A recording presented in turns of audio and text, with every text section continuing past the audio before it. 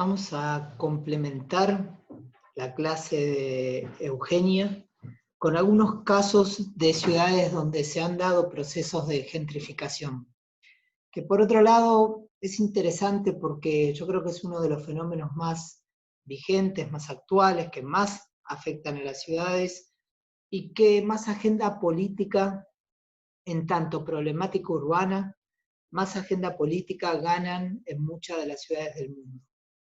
Los primeros quizás en visualizarlo han sido los catalanes. Hoy creo que es una preocupación en todas las ciudades y en las agendas políticas de todas las ciudades. Pero tal vez haya sido Barcelona el primero que lo visualizó como problema y empezó a tratar de tener políticas activas. Estos procesos de gentrificación resultan expulsivos en general de la población, afectan la calidad de vida, afectan la capacidad también económica de las comunidades locales porque encarecen la vida en las ciudades, poniéndolas a precios en general que tienen que ver con la máxima rentabilidad que una ciudad, que se supone que es un ámbito para vivir, tiene cuando se convierte en un escenario para el turismo. Entonces, lo que puede la ciudad rendir en tanto escenario, pieza de un sistema económico vinculado al turismo, es lo que le termina costando a un ciudadano poder vivir en su propia ciudad. Esto se ha detectado como un problema, y hoy fuertemente muchas ciudades trabajan para regular los alquileres temporarios, para, sí, básicamente proteger algunos comercios, equipamientos que hacen a la calidad de vida. Vamos a ver algunos ejemplos que, por otro lado, es interesante que viajemos por algunas ciudades del mundo, porque probablemente es lo más cerca que vayamos a estar de viajar por el mundo de acuerdo hasta que se termine la pandemia. Las primeras ciudades han sido las del sur de Europa, las primeras que han reaccionado contra esto, y como les contaba recién, probablemente Barcelona. Barcelona tiene todo este sector que estoy marcando en la imagen, que es el barrio de la Barceloneta. Esta es la ciudad medieval, que es la ciudad que está que quedó como huella medieval dentro de las murallas, que en parte quedan todavía alguna en pie. Estas son las Ramblas de Barcelona. Todo esto ha sido el puerto histórico de la ciudad, el puerto de cargas histórico. Esto era un barrio obrero llamado La Barceloneta, de gente muy humilde, el barrio más humilde probablemente de todo Barcelona, de gente que vivía de la actividad del trabajo de obrero portuario, y todo esto eran áreas de servicio vinculadas también a playas de carga y descarga del puerto, lugares abandonados. La ciudad tenía un poco vedado su salida, su conexión al Mediterráneo. Hacia los años 90, Barcelona es sede, creo que en el año 92, de los Juegos Olímpicos. Y con eso se planean una gran cantidad de transformaciones en la ciudad. Entre ellas se saca el puerto de carga de acá y se traslada detrás del Montjuïc. Esto se convierte en un puerto de cruceros, un puerto deportivo. Este es el puerto olímpico. Todo esto es un sistema de playas.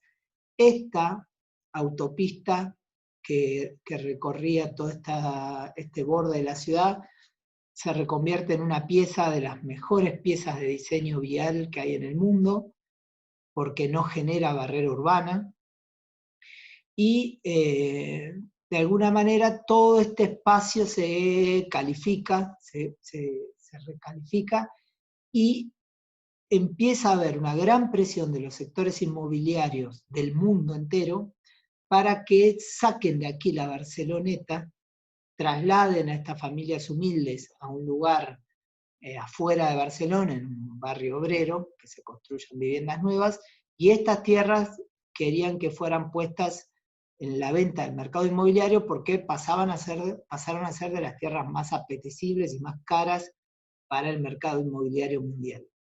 En ese momento hay un alcalde que es Pascual Maragall, que plantea fuertemente una decisión política donde dice, si la gente tuvo que vivir en este lugar en malas condiciones durante tantos años, ahora que hemos mejorado todo este sector, no es justo que las echemos, cuando han soportado vivir al lado de un puerto, en una zona bastante contaminada, desconectada, etc.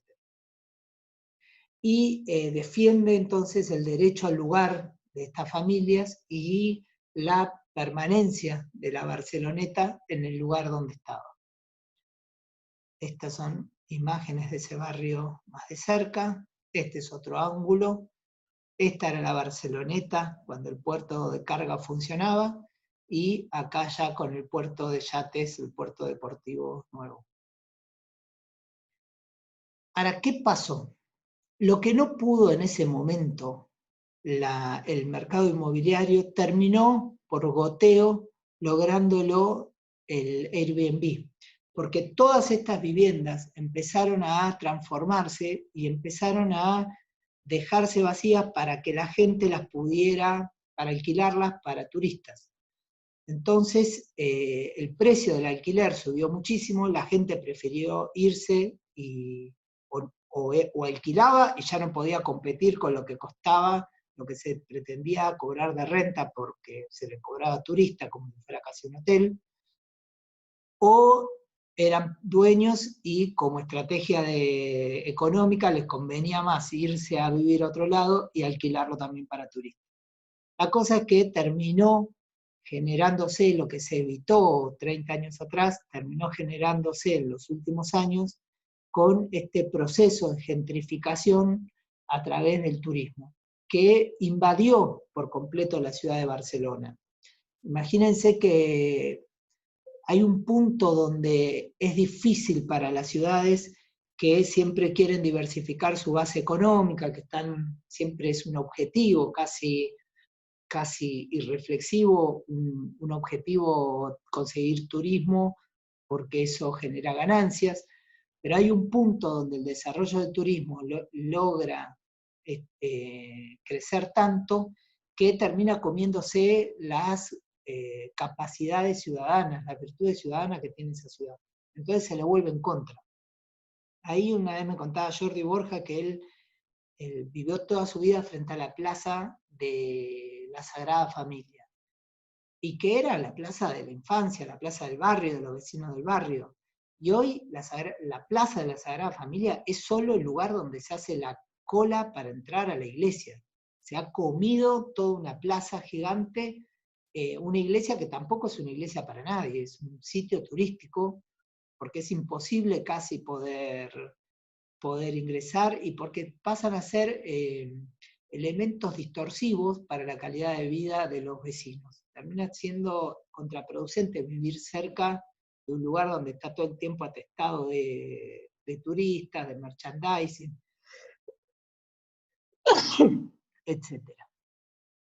La otra ciudad que planteó una reacción muy fuerte contra la cuestión turística es Venecia.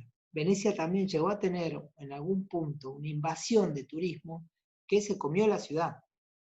Para el pueblo veneciano tener que vivir en un ambiente como este, que hasta termina siendo en algún punto, termina comiéndose la historia, porque ¿qué sentido tiene este espacio en estas condiciones?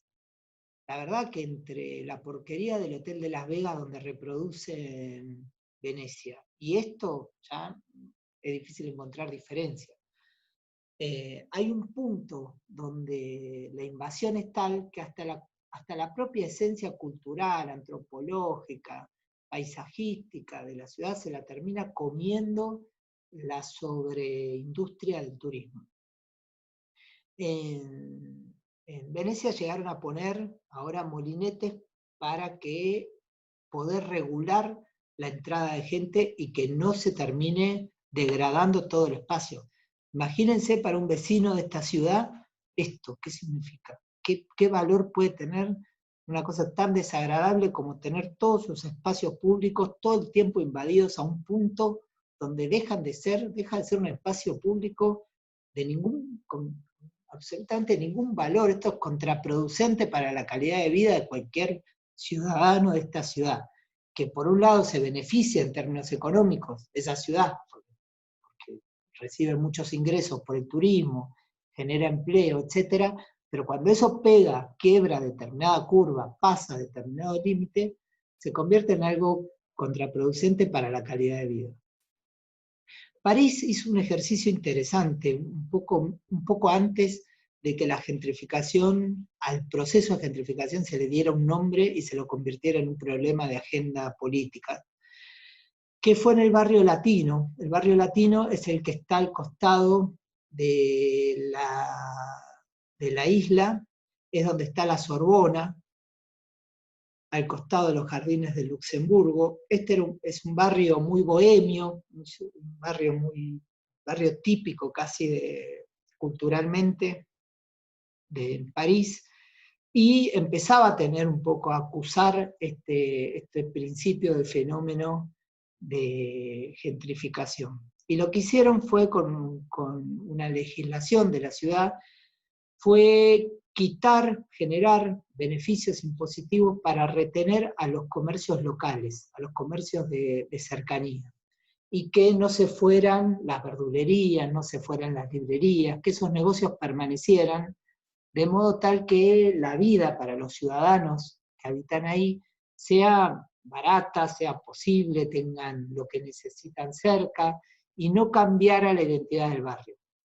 Imagínense que si no, en cualquiera de estas librerías, en cualquiera de estas verdulerías, si el mercado fuera el que regulara esas cosas, habría McDonald's, habría Starbucks, porque es más rentable probablemente tener un negocio alquilado para un Starbucks que para una verdulería. Sin embargo, el Estado apoyó económicamente la permanencia de este tipo de comercios que hacían y hacen a la identidad del barrio. Nueva York está lleno de ejemplos diversos sobre distintos procesos de gentrificación. Lo más fuerte yo creo que se da en toda esta zona del Midtown, que toma el Soho, y que ha tenido como una operación paradigmática más contemporánea la del Hyde Park, que es la reconversión de una vía de carga abandonada, y que era una vía férrea abandonada, solo eso, la convirtieron en un paseo, que está bien, pero tampoco está muy bien, ¿sí? Pero no es tampoco una genialidad tremenda. Sin embargo, todo el mundo lo han convertido en un lugar que calificó toda esa zona y que convirtió en un boom inmobiliario toda la cercanía a esa traza, y que terminó generando un poco esto, un tal cambio en las características del lugar que empieza a haber edificaciones de precios que son privativos hasta para los propios neoyorquinos, al punto que cambia la población. Toda esta zona es en origen, desde principios del siglo XX y hasta los años 80, era una zona industrial que estaba ligada a todo este movimiento portuario que tenía en el borde de Manhattan, que se desactivó como movimiento portuario de carga, y que con eso todas las barracas, toda esta zona que era media la de Meatpack, las empacadoras de carne, el Soho, eran todos barrios medios industriales que se fueron después reconvirtiendo. Acá vamos a ver algunas imágenes de cómo fue mutando el paseo ese del Hyde Park, con la aparición de nueva arquitectura a un valor absolutamente diferente a los costos tanto de compra como de alquiler de los que había antes. Este es el barrio del Soho, que también, bueno, describe este fenómeno que les digo, era un lugar de estiva, de barracas, de depósitos, de cargas, y que empieza en los años 80, después de que se desactiva la cuestión productiva, empieza a ser ocupado por las vanguardias culturales y artísticas de Nueva York. Y le empiezan a cambiar, empieza a ser un barrio de mucha onda y de reconversión. Nace acá, aquí y para el mundo, nace la lógica del loft, la reconversión de ese piso medio industrial con esos ascensores jaula, etc., en lugares con mucha onda. Tanta onda que pasaron a tener un precio luego totalmente privativo, pasaron a ser de los lugares más caros de Nueva York, los espacios que estaban destinados al comercio de cercanía se fueron reemplazando por lugares con cadenas de moda, de vanguardia, y hasta se convirtió en el lugar fetiche de las estrellas de Hollywood. Todo eso hizo que la propia vanguardia cultural, artística, que había desembarcado y había transformado el Soho en principio, terminó hasta siendo expulsada porque ya no tenía capacidad de sostener el costo de renta que implicaba estar instalado en el Soho. Acá vemos distintos casos de transformación de espacios en lugares que ya responden a otra lógica. Buena parte de esa vanguardia cultural que fue expulsada del Soho fue a parar a un barrio en Queens, no sé si es el sur de Queens o el norte de Brooklyn, pero ahí en el borde, sobre la costa también, que es Williamsburg, que recorrió un proceso más o menos similar.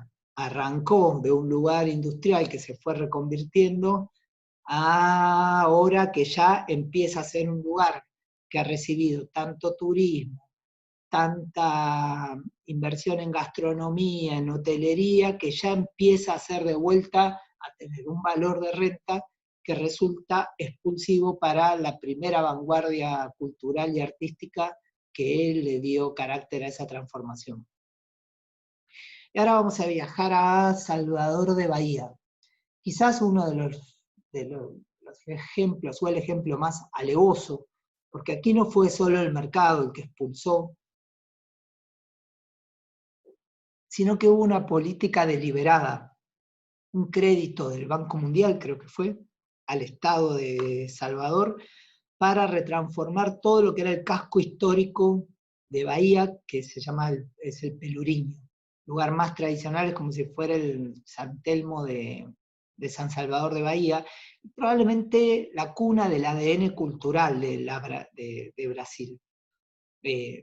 Cuna de la mayor parte quizás de los artistas, de los escritores, de los músicos, lugar con mucha impronta cultural.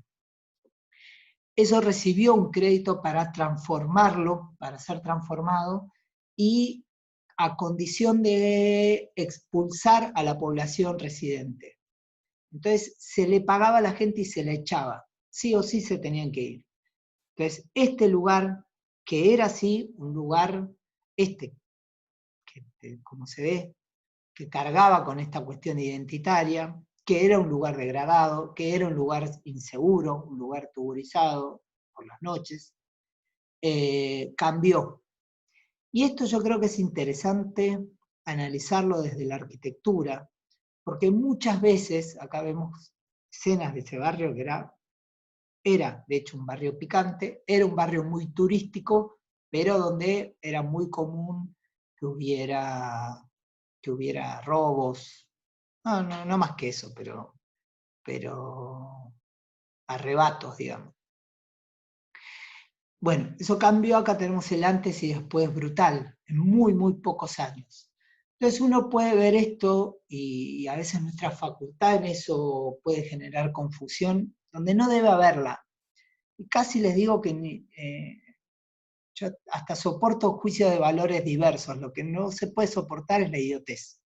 Uno puede, no sé, en esto de juicio de valor, uno puede pensar que está mejor una cosa que la otra. Lo que tiene que tener claro es que lo que ha cambiado acá es la arquitectura, pero que acá vivía mal un montón de gente que acá no empezó a vivir bien, que no sabemos qué le pasó a esta gente, probablemente fue a vivir tan mal como vivía antes en otro lugar, y lo que tenemos es una renovación de la arquitectura.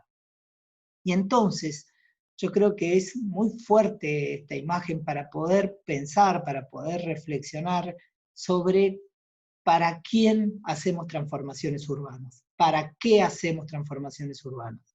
Si lo hacemos para que la gente que vive mal pueda vivir mejor, para mejorar la calidad de vida de la gente, o solo para cambiar un paisaje arquitectónico.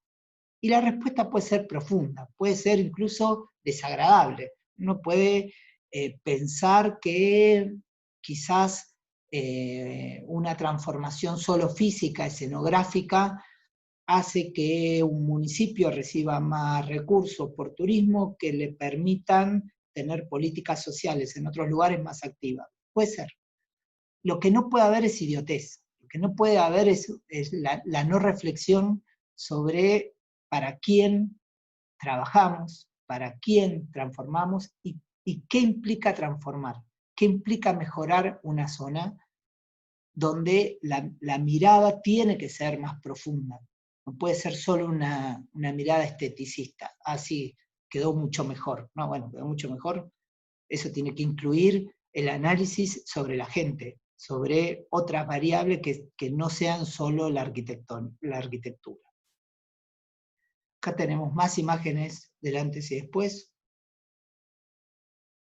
Hoy es un lugar solo turístico, es una escenografía, donde va la gente, come, compra chuchería, mucho restaurante, mucha cosa turística, mucha policía. Pero la verdad es que no sabemos qué le pasó a la gente que vivía ahí y presumiblemente nadie se interesó mucho por lo que le pasara o cómo iba a ser su calidad de vida, su nueva vida, después de ser expulsado de este lugar.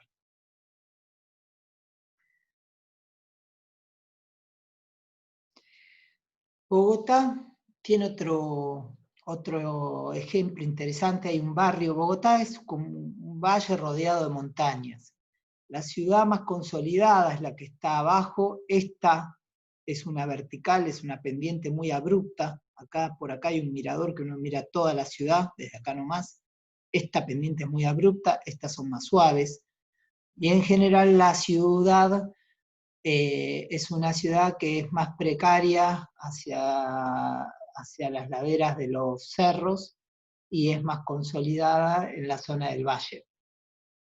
Aquí tiene un barrio histórico, quizás el barrio más colonial, que es la Candelaria, y un barrio que ha estado muy tuburizado, abandonado, y que se ha recuperado en un proceso, recuperado, ya usé una palabra también discutible, se ha transformado muy rápidamente, ha transformado su arquitectura, su patrimonio arquitectónico, han recuperado una cantidad de museos, ¿sí? De edificios que estaban muy deteriorados, pero se han instalado, la sociedad colombiana es una sociedad que está muy estratificada, muy dividida socialmente. Entonces el sistema universitario es un sistema muy privativo, y es un sistema basado fuertemente en la lógica de la educación privada, y se han localizado una cantidad grande de universidades privadas.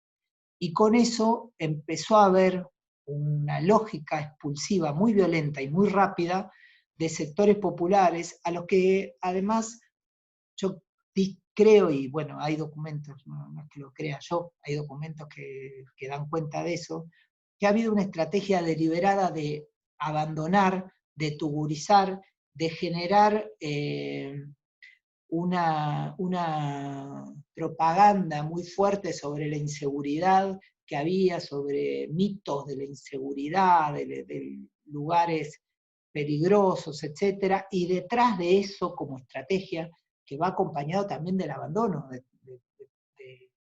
de hacer que un lugar sea muy inseguro, también no mejorarlo para poder a partir de ahí generar una campaña de comunicación poco lo dice Eugenia en uno de sus análisis, de sus gráficos.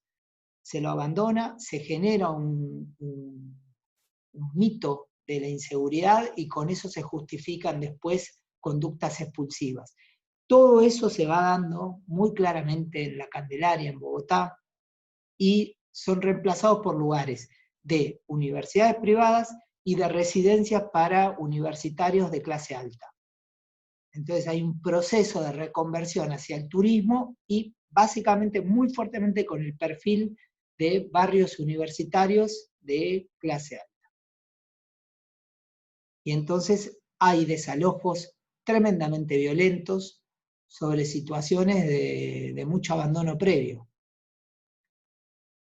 Con lo cual es muy probable que hechos de inseguridad existan. Lo que no ha habido es ninguna intención de mejorar la situación de seguridad en esos lugares, sino más bien de buscar lo contrario para luego justificar la expulsión de los sectores más postergados, más humildes del barrio, y luego transformar estos sitios o en instalaciones de universidades privadas o en residencia para universitarios de sector adquisitivo alto o comercio o turismo. Quito es la contracara. Quito ha tenido una de las operaciones de rescate, de recupero del casco histórico más ejemplares de América Latina. Y de hecho, Fernando Carrión fue el intendente de Quito, que es un urbanista que ha estado en nuestra facultad dando charlas, es uno de los urbanistas activos más interesantes que hay en América Latina. Y él llevó adelante una política en la cual preservó el comercio de cercanía, preservó los equipamientos educativos para que la gente tuviera opciones para poder mandar a los chicos al colegio. Fue todo lo contrario a lo expulsivo. No permitió que se instalaran cadenas internacionales globalizadas de comercio, defendió el valor de la regulación del valor de los alquileres, una cantidad grande de medidas, y a su vez acompañó todo eso con un mejoramiento arquitectónico. Y la verdad es que está muy bien, muy bien, todo el centro, el casco histórico de Quito, está muy bien, pero muy auténtico, con comercio de cercanía, de proximidad, comercio común, y con mucha gente habitándolo. No es para nada escenográfico, es una buena recuperación del espacio público, de arquitectura, pero acompañado de estrategias de retención de la población y no de expulsión. Yo supongo que la de Ecuador también es una población fragmentada, quizás menos o con todo el proceso, además, de Correa, que no tuvo Colombia. Ecuador tuvo un proceso progresista de no sé cuántos años, que lleva adelante Correa, que me parece que alentó eso desde la política oficial. Colombia nunca lo tuvo.